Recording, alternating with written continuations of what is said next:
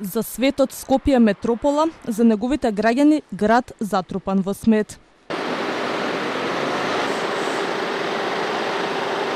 И граѓаните, и институциите, и се комплет. Што да ви кажам? Каква е гледката во Скопје според вас? Катастрофа. Од непрегледна патека и неискосена трева до канти полни со ѓубре. Вака денеска изгледа кејот на реката Вардар, кој што граѓаните го користат за спорт и рекреација. Да стават позади секој човек чистац, не може да бие Скопје чисто. Али треба државата, тие што прават ѓубре, да ги казнува. Освен негрижата на надлежните, проблемот со сметот во главниот град е и во самите себе, сметаат граѓаните. Самите граѓани да водиме сметка да не фрламе на секаде. Тоа е прво, а друго треба се чисти толку. По мое мислам дека институциите не го чистат редовно како што треба и затоа доаѓа до такви. Граѓаните несовесни, службите без кадари возила. Според невладините, наместо да фрламе на улици и депонии, да рециклираме. Мора да се реагира, бидејќи оваа состојба не е ден, 2, 3, 5, тоа е веќе година и повеќе години наназад да се чувствувало, но како сега во последниве неколку месеци тоа е неиздржливо. Поради ваквата ситуација од петок до недела ќе се одржи генералка викенд.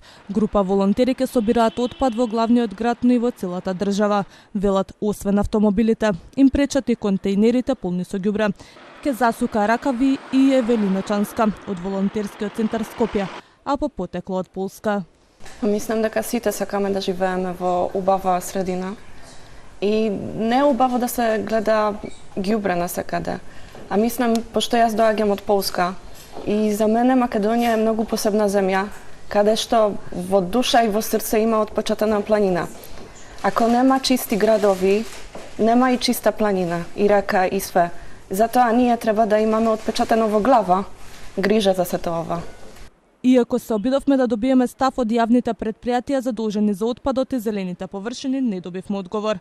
Од Министерството за животна средина и просторно планирање велат дека работат на законски решенија кои треба да дадат долгорочна и системска заштита на животната средина во државата. Работат велат и на 3 нови закони од областа на управување со отпад.